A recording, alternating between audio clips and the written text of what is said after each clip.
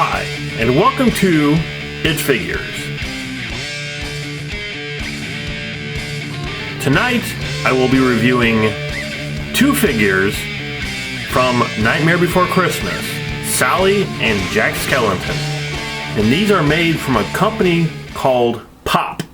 It seems like this company has every license there is to own right now. They have everything from Winnie the Pooh to He-Man to Marvel to even DC.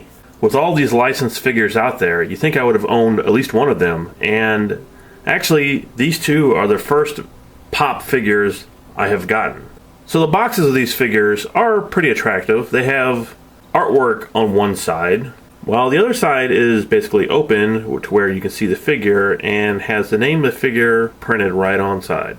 The back shows other figures in a line. Like I said, they have Nightmare Before Christmas, The Incredibles, Mickey Mouse, and even Beauty and the Beast. They have everything. Alright, so let's open up Sally and see what she looks like. These figures are very collector friendly. There's zero tape on the bottom. It's just a flap that you open up. There's absolutely nothing holding Sally in except for this plastic. No ties, no nothing. So she could easily fit back into this if you wanted to collect these. Like I said, being this is my very first Pop figure, I wasn't sure on how much articulation these little figures have. I thought the head may rotate, but actually there is zero articulation on this figure. So as in sculpting, it's actually not really that terrible. It looks better out of the box than it did inside the box. As you can see, all the stitching on her legs and on her dress are actually sculpted in and then painted over. Her hair is also nicely sculpted with deep lines.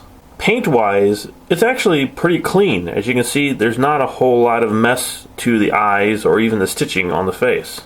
The painting on the back of the dress is really nice. As for accessories, she comes with zero. Height-wise, she comes in a little more than 3.5 inches. So Sally is basically a statue, which isn't terrible. I wasn't really sure how much I would like these figures, but once she's out of the box and you can see a lot more detail than inside the box, this actually is not a bad figure. So let's bring up our old Figometer and see how Sally stacks up.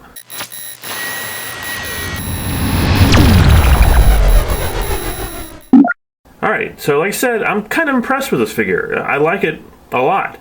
Except there's zero articulation and zero accessories.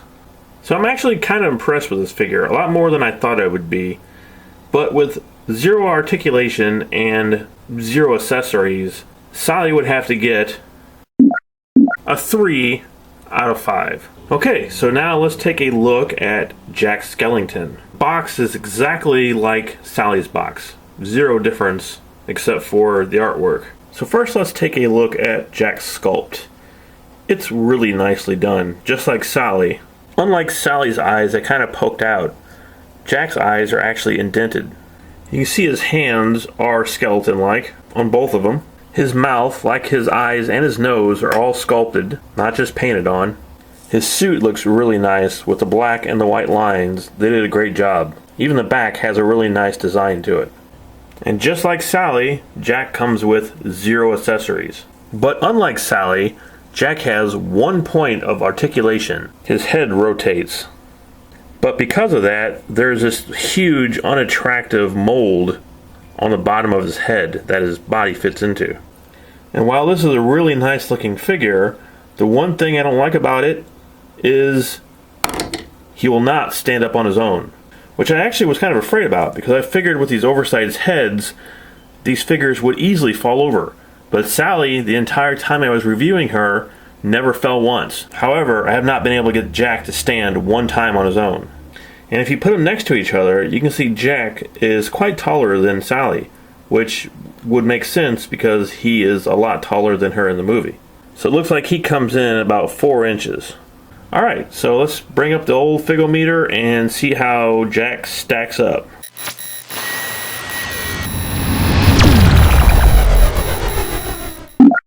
For paint, I have zero issues with it. It looks really nice. There's No overspray, there's no overpainting. Everything on here is nice and clean, looks great. Articulation, I'm really happy that his head does move. But as for not being able to stand on his own, that gets a big mark off. So Jack would have been a 4 out of 5. However, with him always toppling over, I have to take a full mark off. So Jack gets a 3 out of 5. So that's been tonight's It Figures. I hope you enjoyed it, and I shall see you next time.